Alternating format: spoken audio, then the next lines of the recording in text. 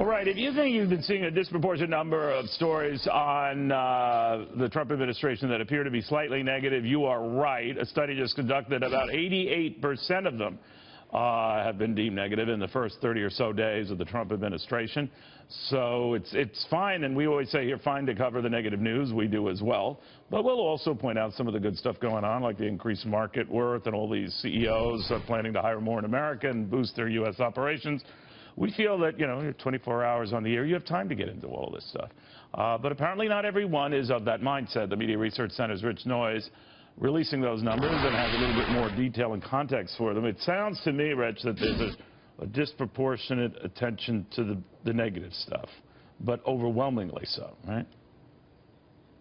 Oh, extremely overwhelming. I mean, the first 30 days of a presidency is normally when a president gets their best coverage, and this was phenomenally negative. This was the establishment media, ABC, CBS, NBC, are covering Trump as if he's some sort of natural disaster as opposed to a new president. The coverage is just tremendous. It's twice as intense as it was during the campaign. 54% of all the news was about Trump and his administration, and the tone was almost completely negative, 88%. In the campaign, it was 91% negative, so I guess that's 3% bump is his honeymoon. You know what I noticed, Rich, in the media world, and we're very fixated on how our colleagues think about us and whether they respect us or like us and all that. So we want to do the kind of things that we think matches that prevailing view. And if you buy the fact that 97% of journalists identify themselves as liberals or progressives, whatever you will, and have no problem seeing critical stories of Donald Trump and getting, you know, under his skin as sort of a badge of honor, it is not a big mystery that we're seeing this type of coverage, right?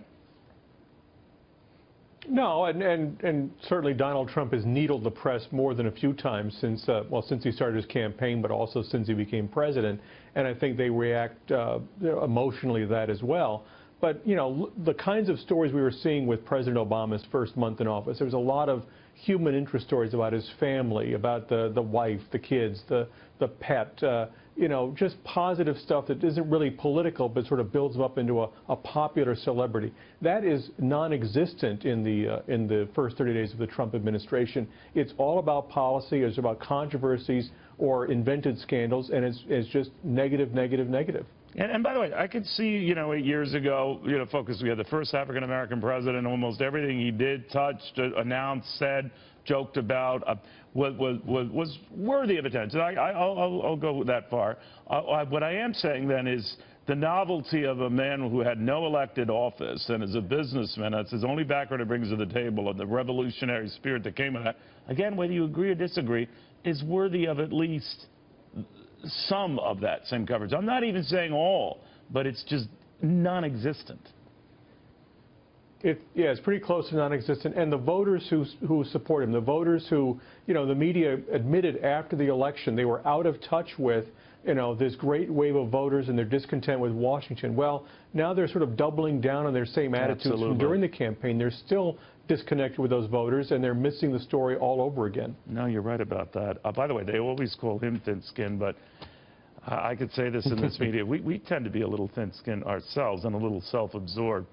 By the way, I know you can't see, but I hope my hair's okay, because I didn't, you know, I was rushing up to the set, Rich. All right, thank you very, very much, Rich. Good seeing you again.